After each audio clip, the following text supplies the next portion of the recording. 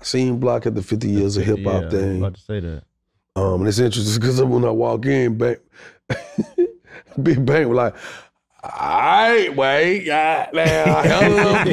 put something together now. So, I'm trying to see how everybody gonna stand on where they stand on. Go in that room, cause it's a bunch of people in here. How was that internet? Was that first time you seen him in Yeah, since a lot of these, a lot of the podcasts. How was that interaction? You know what? I've never tried to play tough.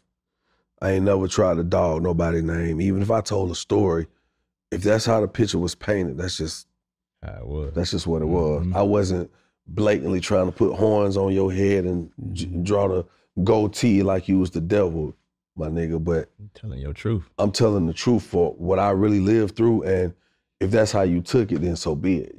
Maybe you didn't see it the way at that time.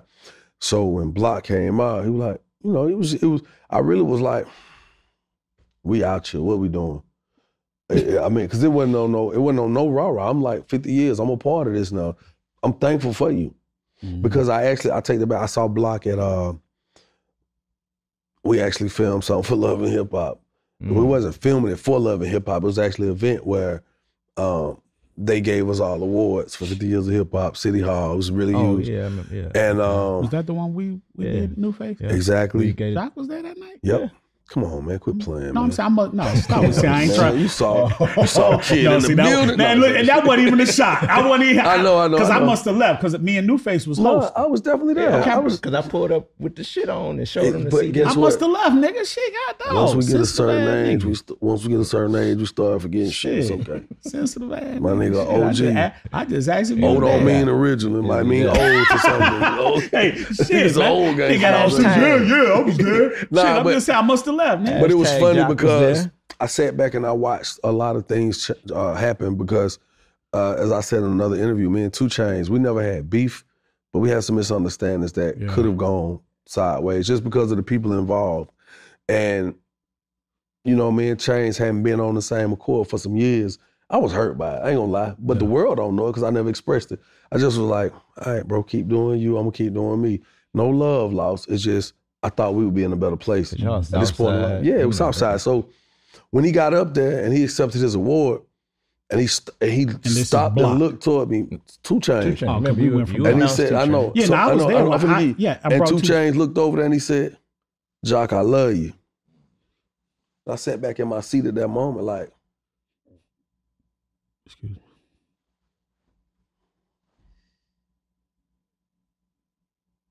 All this. Nah, it was just like, and we're here. Damn, bro, like, we got good upbringing. It's a reason Atlanta has had certain levels of success because there's certain things that we have to be willing to let go and certain things we got to be willing to stand on. You confused me for a minute we was talking about Block. I know, and I'm going to tell you how I got to it. Dyslexic ass. Yeah, face ass. Musty catch up by that. Musty face ass. Yeah, you know what I'm saying? So, when 2 Chainz did it, I was like, that was big of him to me. Even nobody else in the room understood what it meant. Because my wife looked back at me and was like, because she was a huge 2 Chainz fan. But because of it. Huge, but because of what I was, I never talked bad about it. I just was like, baby, I don't really, some of the things me and bro went through, it's really beyond us. And if we could have just came and sat down, and just me and him, just put everybody else out. Put it turns out just me and you, bro, we wouldn't have that shit. So when she looked back, she was like, wow. And I was like, yeah. So when I went up there to speak, I said, you know what? I'm gonna be the bigger man too. And I had to say, before I accept this award, I can't accept this award without saying, I'm thankful and grateful for the people in this room. Block, Chino. Yeah, because Block was sitting right there. Block right there, Chino right there. And them cats ain't, so it ain't no. No, they good. It was no issues. I'm just saying, when you sitting back knowing the history, all it takes is somebody to just feel some kind of way this shit could go left at any moment, I mean, that's... And people lose lives in this shit. So anyway, I had saw him then, so I knew it was cool, but I hadn't seen Nitty. And, before you say that, we just had Nitty on the show. Okay. And it came up. And he said, and it felt so good to hear, man, because both of y'all are my brothers, man. And we asked him, was he said, "Oh man," he was like, "We cool." He said, "Me and Joc, we good." And just as from man to man, especially as a black man, that just felt good because I remember before he hit me. I don't know how many years ago. I was like, "Man, how you need to holler at your boy, man? Why he keep going? Why he keep bringing my motherfucking name up?" I was like, "Man, Nitty." But we just had him on Storytime with legendary Jerry, and he said, "Man, me and Joc good." Yeah. He said, "We good, man." And I'm telling you, man, that shit, I felt good hearing that shit, man. I mean, and I feel y'all two together made history, man. You saw him at the game? So here's the thing: when Bank was talking about it's niggas in these room, y'all niggas gotta stand on your shit. Yeah. So Bank but goddamn Nitty and Block in the room, back on in the room. Boy. But it's cool because I never even went in the room because I started filming the things for the whatever. Mm-hmm. So when we kind of was lining up initially, Block first, I'm like, "What up?" Like, "Boy, what's up, man?" "Well, bro, I still love you, man." And I'm like, "It's all good, bro. I've got no issues." Mm-hmm. Yeah. We're talking 20 years later, bro. We good. Yeah. Block walk off, I was like, handled that one. That was Nitty. Nitty was like, he was like when I turned to Nitty was like Tupac on Juice in the back of the elevator. Nah, it wasn't. It was poof. It was right there. It was like lock and door closed. And he was like, "Damn, bro." Like, I said, "Bro, look, with all due respect," I said, "Look, I never intended to bash you. Mm-hmm. I only just told my story. I said we may have disagreed on some things. We may have agreed on some things. But in all, I said, we men. As men, we got to be able to agree to disagree. And that's just it. We got to be able to do. Nah, that's without mud slinging and dissing, pussy nigga, fuck nigga, without all that, man. We ain't got to do that. One thing you can agree on is collectively the synergy of what the trio of you all created was fucking history. Period. Made history, man. Yeah. Not just for Atlanta, not just for the South, but the world. Yeah. Man. So I just never. It was good. I walked out down that field. Nitty was right there. Block was right there. I was right here. Chino was over there. I was just like. You saw Zoe there too? I saw Zoe, yeah. I mean, I've done so many shows with Zoe. So, like, even me telling this story. So you and Gorilla Zoe, there's no. I was just with Zoe. Oh, good. I mean, with Zoe, me and Zoe done did so many different events. Together. Yeah. That's good, man. Good. And, sometimes I think that people are afraid of these moments. Mm-hmm. The backstory moments. The truths. It's not even necessarily a truth. Mm-hmm. Sometimes it could be your POV. Mm-hmm. Your perspective, your angle of perception, how you see it. And some people just would rather not even give you the up on them to say I'm sorry. And you'll never be able to say, I apologize. You'll never be able to be like, bro, I thought we was cool. We talk about that. Ego has been, in my life, personally speaking, ego has put me in bad position in some of the worst decisions I've ever made because of my ego. Boy, look, listen, I set my ego to the side. I was in court. I was being sued for $120,000. Yeah. This cat I did a whole deal with for my rental cost situation, import rentals. Yeah. I mean, I had everybody renting from me, bro. Like Floyd Mayweather to all the ball. I'm talking about name, and I don't got to drop names. It was just, I just couldn't believe, like, name drop. I was like, this nigga was in my car. Like, you rented my cars, you know what I'm saying? Yeah. Look, lad. So name dropping that replay. Name dropping. But nah, so, nigga found out I wasn't gonna renew my lease.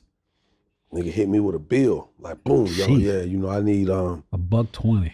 I need 30,000. I was like, for putting a sound system in my car? I didn't ask you to do all this shit, and you did all this extra shit. And when I'm asking you for a price. You said, no, we in bed together. So, I said, you know what? Still did. I want to pay you because I don't ever want you to come back and say, I owe you. Mm-hmm. Nah, we in bed together. We doing business together. I was like, it just didn't feel genuine to me, and I was right all along. For whatever may have happened, because homie never came off like a bad guy to me. But I felt you felt that energy that it was. I felt the energy that if he doesn't feel like he locked in with me, it could go left, and it did. And it went left. Caught it before. Yeah. So when we ended up going to court, I'm actually wrong. It was 60,000. because the attorneys felt like they was gonna come in and fight for him. They were contingency attorneys, and they wanted $60,000 to fight his case. So it was like a 50-50 thing. Like, we're gonna get you 120, but we're gonna take half.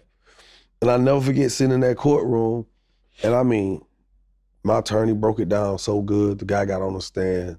His witness, he lied. They be doing. You see the court. The court like, this shit like a real episode of Martin. Like when the nigga come in the wheelchair. Yeah, you like, what the fuck? Like, nigga. This nigga was hooping. Shoot ball 2 days up ago. there crying, and I'm sitting here looking like, what? I'm like, so his attorneys was like, y'all won. My attorney was like, we got him. I'm sitting here like, I hate it came to this. I'm not about to win or lose. I'm just like, I hate it came to this, right? Mm-hmm. The judge said, I'm gonna let you guys mediate before they go back here and come back out with, deliberation. I'm like, what we gonna do? So he said, so what, you guys wanna come with a 20, 30 grand and we can call it even? I was like, nah. I said, because as a man, I never not wanted to pay this brother. I said, I'm willing to give him. I said, because I gave him $7,500. Yeah, initially. Just on the strength of for the equipment and your time. Because that's all the job. It wasn't even worth that, for real. But I was like, just so I could be done with this, bro, he gonna 75, leave me alone. Yeah, deuces. He took my 75 and still took me to court. So that's when now I'm just like, now this is what an ego could have killed me. I'm sitting there and he's like, well, what can you do? I say, you know what? I'll make it an even 10 grand. I add another 2,500. They was like, we're gonna go see. And my attorney was like, if you don't want to, you don't have to give him anything. And I was like, no, I'm gonna give him that so I know that we got a deal, because I don't know what these people would do. He was like, you know what, I like that. He said, you actually got a good point, because they can go back there and deliberate and come back with some whole other shit. And I said, you know what? I'm not trying, because I could have been like, man, fuck that. Boy, the court see you bullshitting. We right here, we gonna let them deliberate, boy, we gonna walk. Yeah. The man took the 2,500, so that means I gave him 10,000. He was suing me for 120,000. And keep it moving. Came back, they found me guilty. So I let my ego lead that moment, I would have been out of 120. Sometimes we make moves with the flesh. Yeah, and so the flesh, so and that's ego and the flesh. Ego and flesh is a motherfucker. That's why I stopped letting the ego reign in my decision making moments, because I was like, I could have been like, nah, nigga, I gave you 75, nigga. You know I don't owe you that, whoop whoop, and I could have been on some other shit, and I was like, nah, because this ain't what I want to do. I had lost out like 100 and some thousand for a trip to Africa. I couldn't do 106 in Park. It was a few things I missed out. My looks. So I was like, look, man, give them 2,500. That make $10,000. They contingency attorney. I said, y'all contingency attorneys, right? I said, if you don't win anyway, you don't make nothing. I said, take the 25. They took that. The white boy said, came back and said, it's a deal. Came back and folk deliberated me guilty. I was like, what the what if I ain't giving them nothing? Yeah, see? We're gonna let the jury deliberate. You had to pay 120. Man, it would have been looking stupid, and that would have been the biggest. But it would have been a learning lesson. I still would have learned $117,000. Expensive lesson. But see, here's the thing: it was an expensive lesson either way, but one was more expensive. Yeah, one was a $10,000 expensive. One was a $10,000 expensive plus 100 and something thousand that I missed in Africa. Yeah, right. Mm-hmm. But I could make that one up. And one was I can lose out on the 75 I gave them plus the 120 I got to give them. So they both was expensive. So with lessons. your thought process here, your old label head had been in the news a lot lately. Puff. Yeah.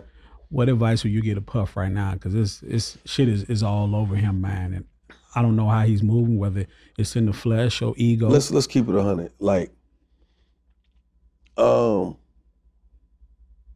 it's so interesting because I've heard certain people come out, speak out, and I can't say that people are lying or telling the truth. Mm-hmm. Because my whole time I ever was with that guy, this is on me. I don't give a fuck about what nobody say.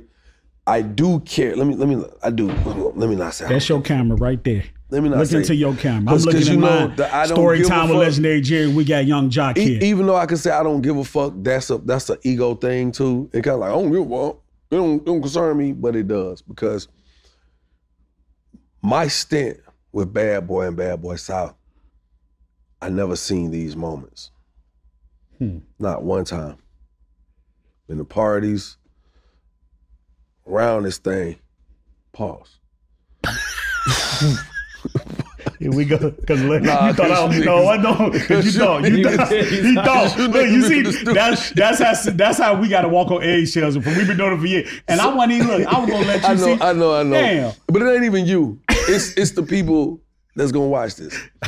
I was really disturbed when I saw them use a clip from Vlad and me speaking on how influential Diddy was or has been and how he saw something and within a split second he delivered it to Cassie and said, I want you to do this.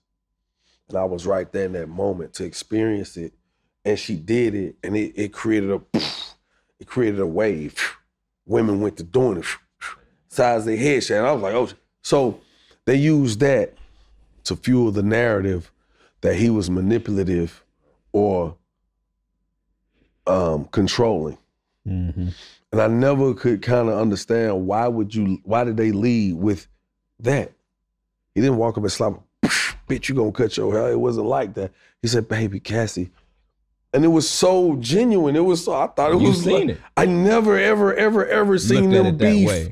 But that don't mean they wasn't beefing. But I never seen them beefing. I was never with them beefing. You was around them. I mean, that was your label. Quite a lot. I remember my wife's birthday. Thomas Jones. You know Thomas used to play ball. Yeah, for the Jets. Yep, played on the movie. Ain't he an actor now? He acting now, yeah. He had his artist, Miko. I want you to come down and do a feature for Miko. Cut you a check. He told me that, man, I was like, nigga, I'm on the way. Fuck you, Tom. It was getting the Africa money back. It's just after the cut. What'd you say? Nigga, I'm on the way. I'm it all back. Let's rock. Let do it. So I get down here. The check was so nice. Then I had another gig. So it was like, it was a nice weekend. It's my wife's birthday, my ex-wife's birthday. I'm like, you know what? I'm gonna get you a yacht. So I got her a yacht, big ass, big boy. Mother like 100. It was down in Miami. It was a big yacht. And I just never forget calling Puff like, yo, I'm down here. You at the house? He's like, yeah. Me and Cassie, we just here chilling, Playboy, everything good. I was like, man, we want to come through, man, ride the jet skis. He was like, nigga, what size the yacht? It's like 100. So he's like, oh shit, nigga, you got pulling up like you me or something. I was like, yeah. I was like, nah, it's wifey birthday, I'm gonna pull up.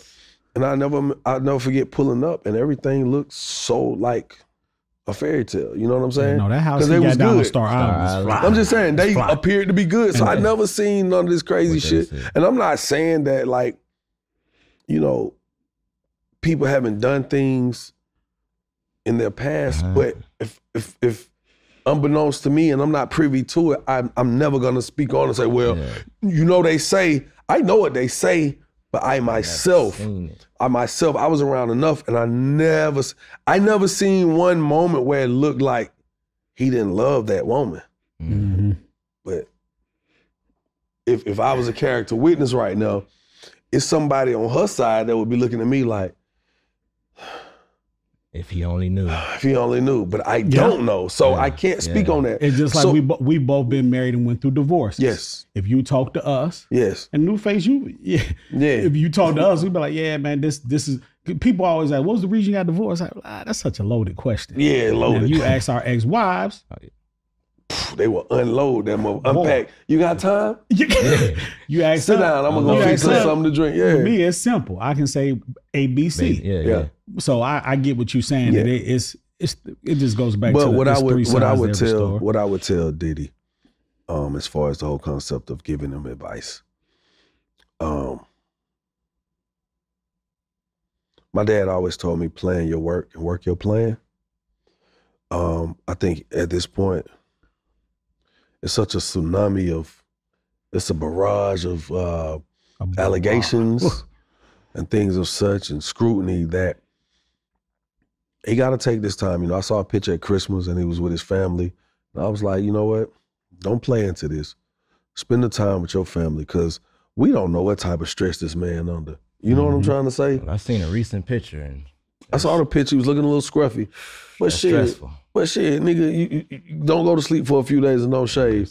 You gonna look crazy too. You don't see this nigga when he don't shave? Here we go. So here we go.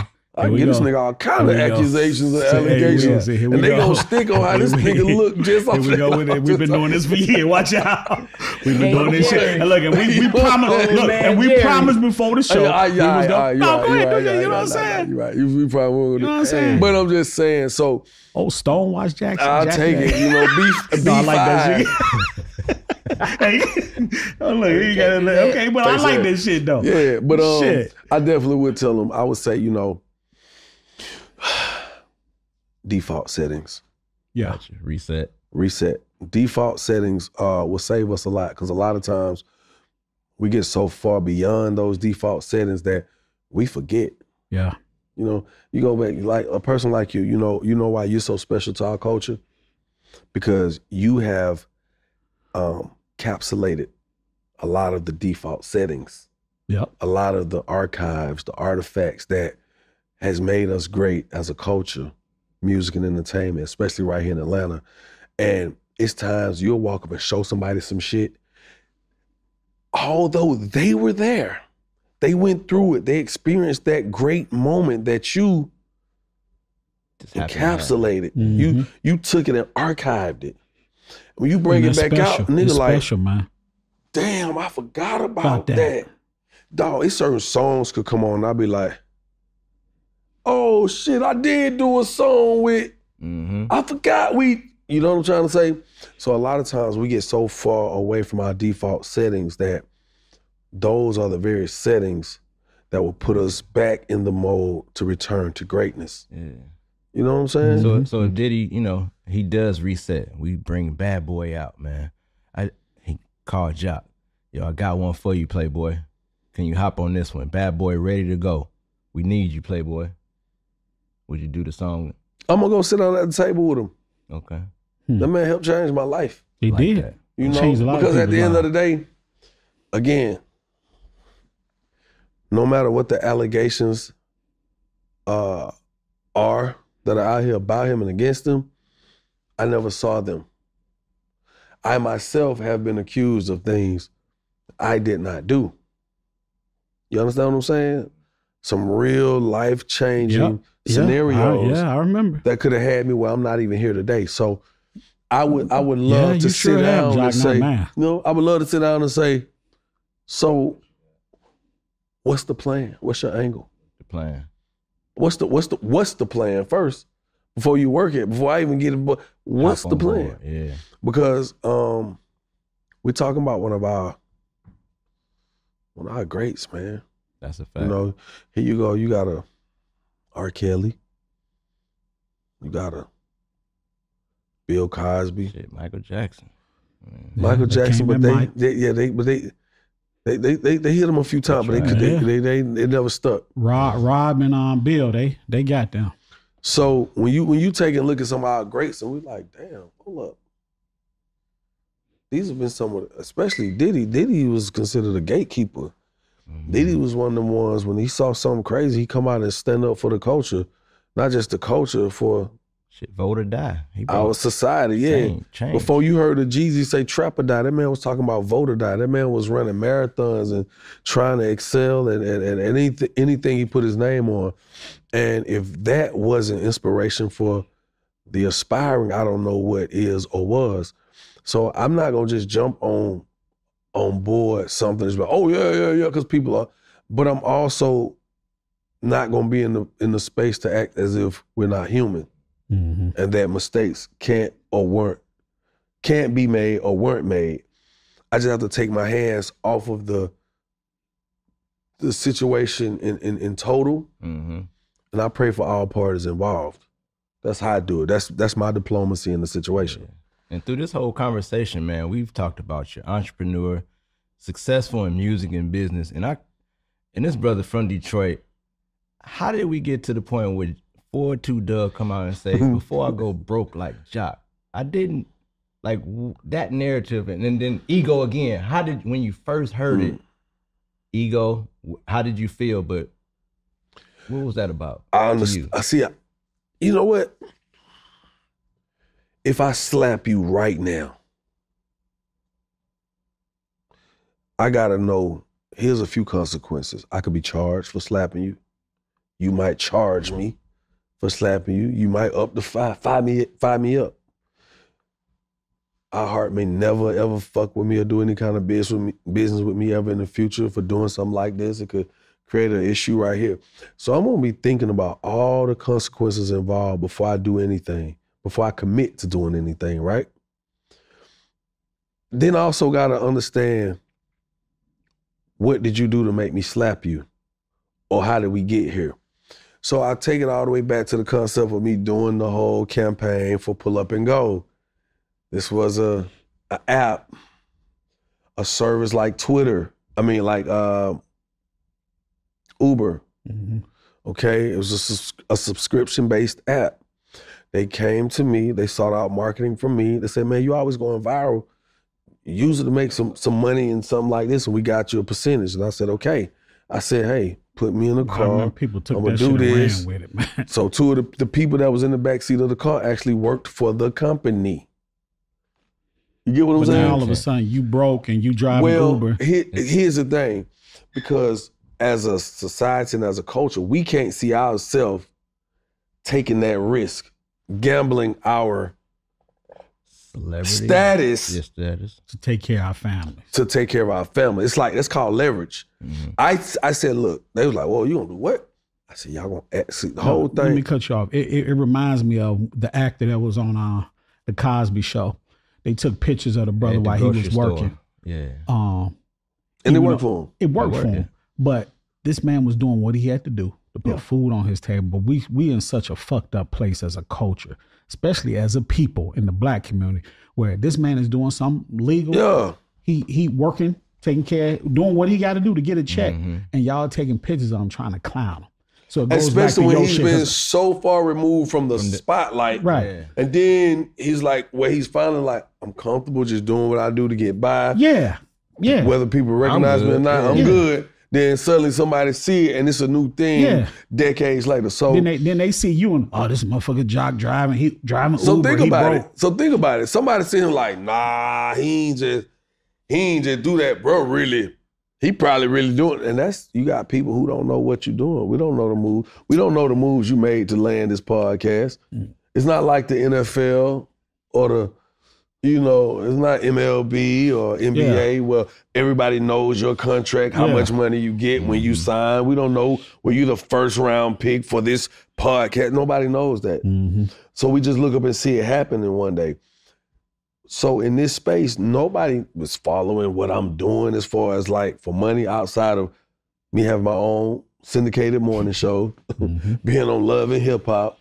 At the time, owning one of the poppin'est clubs on the South Side, South Beach. I'm talking about popping. You know what I'm saying? So, but you got to drive Uber to take care of your family. But if you don't know that, so the moment I did that, guess what? You sit back and see that shit, you like, damn, it's rough out here. This nigga talking about he driving because I never gave the truth in what it was. No, yeah. So you come around a year later, it was perfect timing. Before I go broke like Joc, that was a bar, and it stuck with people. People really it believe stuck that, with people because they saw that post. They saw the viral payload that came from me trying to create this marketing ploy for this company. Now, had COVID not hit, that company would have took off because they changed everything that these people had done put in play for this company. To the point where if you go back and look at that time, Uber went back and got them did a commercial with Alicia Keys and some other celebrities. So did they say that type of format? Because it was kind of like, oh shit. So because did they say that about them? No, they ain't have to, because you looking at that like, oh, that's Alicia Keys. Awesome. It's not showing her driving. It's more so like her endorsing the situation. Okay, all right. I Here never I saw am. it, so this is not driving. a commercial, nigga. This is from somebody's phone who look like they trying to out me for driving Uber or this drive share subscription-based app. You know what I'm saying? And that's just what it was. So when he did, I was like, oh. But when I tell you, Joc, as your boy, as your partner, over the last few years, it'd be so much shit that, you know, that I read, like I said earlier in the interview, like with the respect on your name, with the music, and then 1 minute the LGBT community, and then I read something else, or Yung Joc gay. How do you deal with? I know you got a family, you got kids, a wife to keep you balanced, but of course you also you on social media, and you see how does all that? How do you keep like just without like, man, what the fuck these niggas keep like? Because it should be all over the place. Good upbringing, and upbringing is just not in the home. Upbringing came from the community around me. The village. Upbringing came from rest in peace to her soul, Mama Simone across the street, my mother's godmother.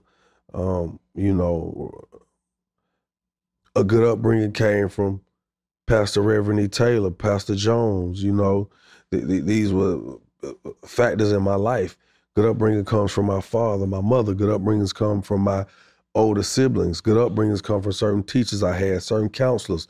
Good upbringing came from certain friends that my mama adored and had around me, or my dad's friends, whether they was the homie or I called them unc. You know what I'm saying? Mm-hmm. Good upbringing came from those certain teachers or certain principals at these schools and people that I was willing to listen to along the way.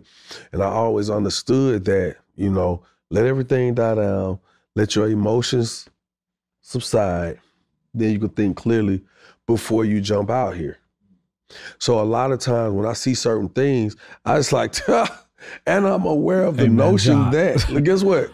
I'm aware that it's so much information nonstop that's popping.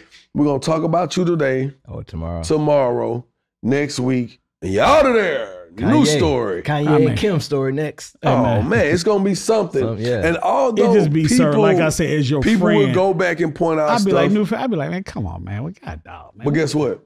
It ain't nothing like shining in the face of adversity.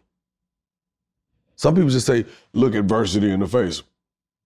That's one thing. But when you looking good, like, I'm out here, I'm living like this, I'm riding like this, I'm eating like this. And Joc, I can relate to that so much because God has taken me, and you know, both of y'all know, I hit, you know, I was on the canvas. 8 years. I was literally on the canvas. Financially, going to the feds. I got back off that canvas. And God took me and said, I'm going to put you, I'm going to place you right. And that's what I'm saying. I respect him for that. Like, people, they look right into the fire and shining. And it was, it hit me. And then you had the people that love to congratulate. I know you got a lot of them. Boy, you number one. Boy, Joc, I'm proud of you. Your little show. Do they really? Do they say the little show? Your little show. Your little show. But they'll congratulate though. I'm proud of you, dog. That's, hey man, I don't even, guess what? I don't pay no attention to it. I just take my flowers. I don't care if you really didn't want to hand them to me. Give me mine. Thank you. And look, let me tell you. I don't care how dry your mouth was to say, good job, good job. Good job. You can whisper that shit. You ain't even got to say it. You can just look me in the eye and I understand. You may not want to say it. And that's what you may not have believed. And that's what this show is about. Me and Newface talk about it, and we're going to tell you why you here. Hey, man, we appreciate you. We wanted to have you on. And before we get out of here, I just want to say one more thing. Talk to me. You on the radio, congratulations on your morning show. Mm-hmm. Yung Joc show, Yung Joc morning show, syndicated. Shot Chicago, other cities. Number one. And I just want to tell you, when I listen to it, you really sound passionate about doing radio. You sound passionate. Yeah. And I just want to tell you, man to man, bro, what you're doing is good. You're making a big difference in the community.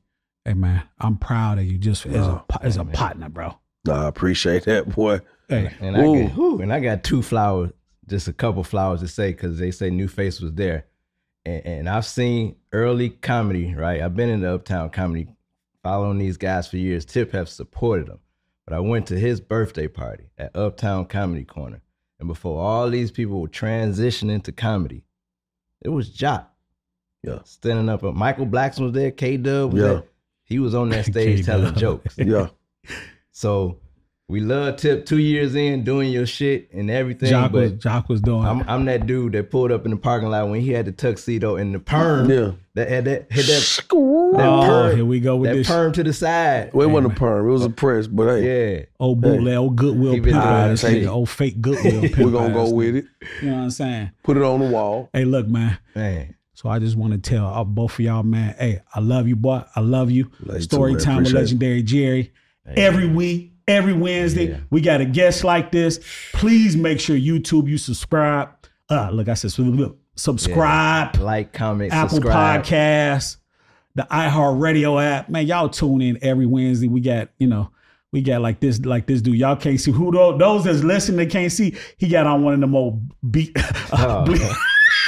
No, okay, on, no. Man. All right, my bad. I like that. Okay, I know. Oh, we going to 8. No, you ain't. It's about to go down. Okay, no. Okay. Hey. Legendary Jerry. Hey. Rocking the St. Perry. Hey, Storytime with Legendary Jerry. We signing off. We out. Hey. I was waiting for him to go to the St. Perry. I'm trying to not go here.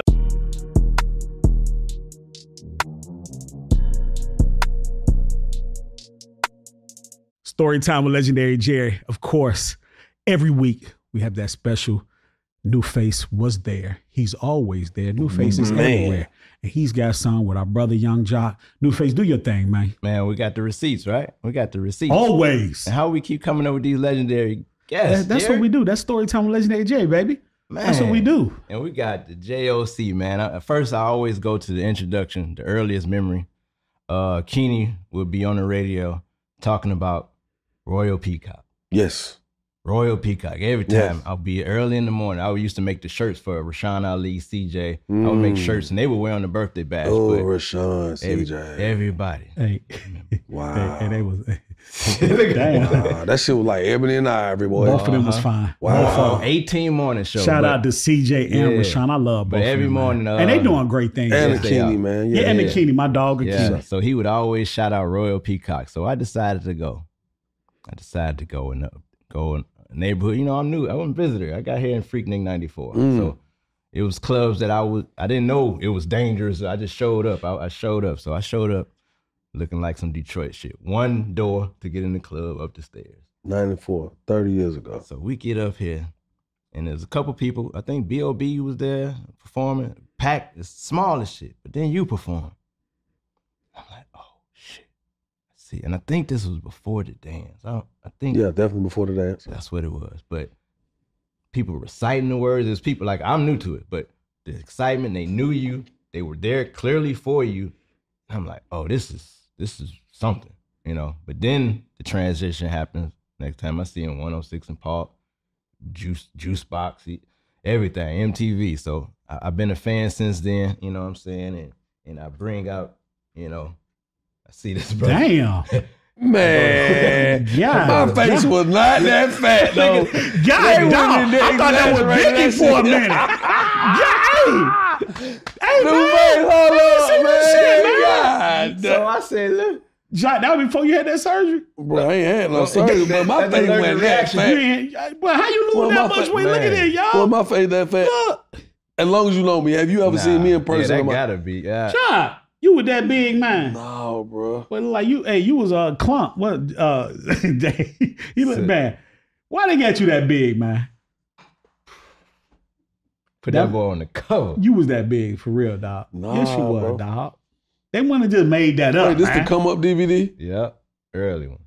And then it transitioned to that. Professor Clump face. We got Joc on the Gangster Grill. Welcome to my block. Yeah. On the cover of a Gangster Grill. Yeah. Gangster Grizzles. Now I remember looking more like that. Let me see. Okay. You ain't seen no other pictures like that. Yeah, I ain't never seen We wouldn't be that surprised if I was. This is the Gangster Grill. I think Newface put this. I think you and Jerry got together and made this. You got an early one. Let's put you want What's the timeline? Let's start. Okay. That was actually so. Which came? It was at the same time. Okay. We take it back to. We got levels of Jocs. Now see, That's me. I don't know who the hell that is. Yeah, okay. Hey, me, look, right? even I gotta say, God dog, bro. When it came out, me and you both said, God dog, man. What's the actor that played Biggie on the Gravy. That's what it looked like. Tubi King. So, you know, like we said, we bringing most of these things out when we is there. Wow. Ozone Magazine, show the camera. Shout out to Juliet Beverly, This JB. was a dusty day. I was just about, what do you remember about this day? And did you go to Miss Ann's Ghetto Burger? Yeah, every day. I just remember being there this day. It's like, we supposed to be doing this. You can see everybody's face. Everybody's like, man, we still doing it or not? Because it was kind of up and down if we was going to do it or not. Yeah. And I went to the gym that day. And so my choice of clothes, because after the gym, I had to go mess with my dogs. So if you zoom in on that cover, you can see dog saliva all on my joggers. And we zoom in. Shit all on my shoes. That's what I so they like, bro, you ain't got time to go home. The people here about to take the picture. You know, block. Come on, bro, we got to take the picture, man. Nobody gonna see that shit. I'm like, oh, look at Big Gee. I'm like, bro, I look like shit. He like, man, fuck that shit, man. We in the hood. Ah. I'm like, bro, I'm rich. I can't look like this. Can't look like that. And so look, this is a different question. Why G's ain't show up for the shoot? Because Jesus was no longer part of their group at that point in time. Yeah, that's why Zoe was there. Yeah. You know, by the time, put it like this, by the time I came into the picture, Jesus was Jesus. He was a Def Jam. It was gone on. Yeah. You know, it was kind of like me coming in like, everything cool. Yeah. Ain't no beef with Jesus and that, right? And they're like, nah, we good. I'm like, all right. Okay, let's go. And I was like, I ain't trying to be no replacement or nothing like that. You know what I'm saying? I'm trying to create your own lane. That's it, because people was like, oh, he's supposed to be replacing Jesus. I'm like, whoa. You might like, no, I ain't even know. Yeah. You know, so yeah. Yeah, and then lastly, you know, this is a day in the life of Joc signing autographs at the YMCA. Oh, man. And almost similar, because they said Block had to change his shirt. He needed a white T-shirt, and that's Joc signing autographs at the, you know, a day in the life. What you remember about that day? I remember moving around. Actually, like, you know, living out my dreams, fulfilling my obligations as an entertainer, as an entrepreneur, as a father. You know, I remember this. I definitely remember this. Double XL was scratch, yeah. And before we get out of here, last two questions. We celebrating 50 years of hip hop. Talk to me. Your earliest memory of hip hop? Oh, my earliest memory of hip hop? Man, we talking about way back. Run DMC. Yeah, way back. Like Furious Five. Yeah, Fab Five, Freddy, like Run DMC, your EPMD, Eric B. and Rakim, like, 'cause, I mean, even Fat Boys, Beastie Boys, Dana Dane, Slick Rick, you know what I'm saying? Moni Love, Supersonic, JJ Fast, Supersonic. Like, I remember, like, because for real, living in Atlanta, you know, we was listening to what they was serving. It's what was on the menu, my boy. Supply and demand again. Because if you didn't have something to substitute that, that's what it was. And I remember, man, my grandma, man, she had this coffee table that was like this burl wood panels. It was like wood, but it wasn't wood, it was laminate. And I remember sitting on her table and sitting in front of that TV glued. It was like I was just inhaling that shit, just soaking it all in a sponge. So I was that kid, Diggable Planets. So if I was to ask you, is there a lyric or a verse that lives in your head rent-free that you could recite at the drop of a dime, what would be your answer? Too many. Too many? Yeah, it's too many. It's, for real, it's too many, because I really was out here doing it. Like every day, all day. So, okay, someone said, well, that should be easy for you. No. Nah, it's just too celebrating many. 50 years of hip hop. 50 years of it, and I can't, because I don't have to go all the way back to the beginning. I can come even up closer to give you something that's stuck, and I just don't want to. I don't want to do that. I just want to put the glory on 50 years of it. Not a certain moment. One the peak for me, one the low. It was all just life. And most recently, Nas and Steve Stout honored Scarface and Rakim. Gave them $250,000. Gave them flowers, a whole exhibit. You know, celebrating them. If they were to call Joc and ask for your opinion to name two people that are worthy of this type of celebration, people were worthy of praise and that weren't, given the accolades that they should. In your opinion, who would you, name, throw in that box? Man, that's crazy because Scarface would have definitely been one of those people had you not said that, but I do remember seeing that.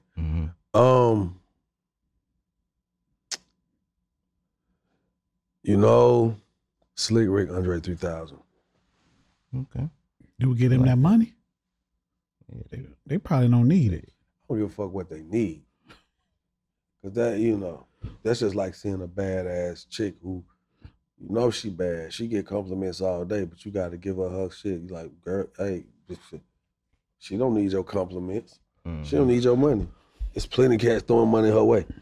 So with that being said, I would definitely give it to those two cats because they left a mark on me. Slick Rick always had a cool way. You ever seen Slick Rick mad?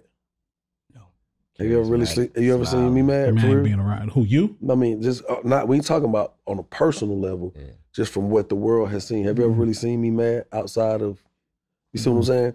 Slick Rick, Andre 3000, to be positive, even in the midst of turmoil or whatever, to still be able to stand on your own, don't care what nobody think about you, self-expression at an all-time high. I saw you mad one time when you lost that wet t-shirt contest when you was in them Speedos. It was some shit, the contest.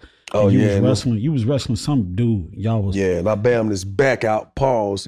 And I ended up getting that big check from snapping to a Slim Jim you had and the WWE. And it was a wet t-shirt contest. And I remember hearing you, I was like, hey, bro, this might not be good to do, my nigga.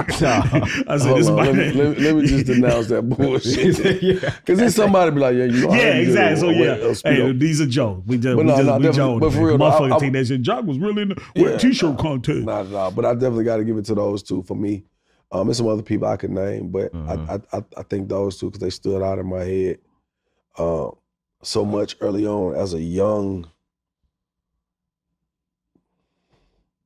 a preteen, as a teenager, as an adolescent, so yeah, I'm gonna give it to them too. All right, and last question, it's been a resurgence is trap music. Been celebrated. Tip just celebrated 20 years of trap music. Shouts out to Tip for that. Did a show at Symphony Orchestra Hall. Big. Did you ever classify yourself as trap music? Or initially. Really? Yeah. I mean, I never saw you as I don't care what you saw me at. Your glasses weren't working, my boy. Yeah, man. Nah, but for real, let me tell you why. Because that's really what I was doing when Tip was out. I was trapping. Me and Chino was trapping, and me and other people was trapping. Like that's what it was. I mean, the coffee shop was a trap. Yeah, and that's why I couldn't really. I don't want to get into that, but yeah. But that's what it was. Because you got to think I was caught up between Crunk and Snap. I was in the middle of it. Yep. With Crunk, Snap, Trap was right there, and I was like, well, I don't really want to glorify all the shit I done been through because I got a lot of niggas who ain't here no more. I don't really want to have to glorify that shit. But I was like, it's part of the whole layout of what I do. So sometimes I had some shit that felt like it was a little snapping up, and sometimes it was some trapping up. But it was more so just me making music and coming out of Atlanta. And that's why you can't just be like, oh, that's Joc sound. That's a Joc sound. Because I was able to diversify my sound because I would jump on the slow tempo R&B, up tempo R&B, a party record, some couple grand type shit. You know what I'm saying? I didn't just typecast myself when it came to the sound of what I was doing. So, yeah. So if they put the Mount Rushmore trap, who would you got in it? That's 4 artists. Who you got on that in Atlanta? Or nah, you can't. I'm not gonna just do Atlanta. Okay. I will probably do Tip, Jeezy, Gucci, Gotti. Memphis. But because of the trap sound, Ross came in the era when I came. Me and Ross was running neck and neck at the same time. Ross definitely talked that trap talk, but Ross it wasn't just trap talk. It was like Ross came with a different sound with the live instrumentation, the bigger feeling, the bigger sounding records, phonically, the music. So I would definitely I would have to add Ross on there. I have to add Boosie on there.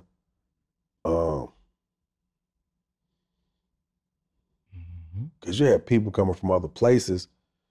You know, I don't want to leave nobody out. You know what I mean? But would you consider Gunna and Baby trap, the new trap, or not really? Because Atlanta has branded the whole concept of trap music. Yeah, but they ain't just trap music. It's still, because I mean, you could, if we just gonna say, hey, this is Atlanta trap, you know, you got the trap museum, trap city capital. You know what I'm saying? But you got so much trapper. Trap is like, it's like the Peachtree word. But we gotta keep it 100. Like, it ain't just trap music though. It's just good music coming out of Atlanta. That's a fact. And we known for trapping in Atlanta. We controlled this shit for a long time. We did. And you know what I'm saying? So yeah, I mean, that's why, cause I know why you asking that, cause I could go back in that. You know, if I wanted to come up a few years, I could add some Futures on. Plies came out talking this shit. I could have added some Plies in that. You know what I'm saying? I could have added some Lil Baby, some Thugs. We're gonna talk about trap if you want to make it all be trap, but I can't say it's all just trap. Gotcha. Well, man, you've been celebrated. We're glad you stopped through, man. I appreciate that, brother. Hey, boy. We're out. Storytime with legendary Jerry. New Face was there. New Face was there. Yeah. Let's go. We signing out every Wednesday and Friday. We out of here.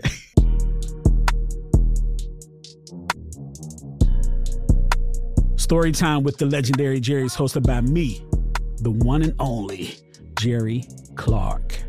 Music has been provided by July, the producer. If you haven't already, please make sure you subscribe to Storytime with the legendary Jerry on YouTube and wherever you listen to podcasts. And make sure you follow us on all social media platforms at the Legendary Jerry Podcast. For more podcasts from iHeartMedia, visit the iHeartRadio app, Apple Podcasts, or wherever you listen to your favorite shows.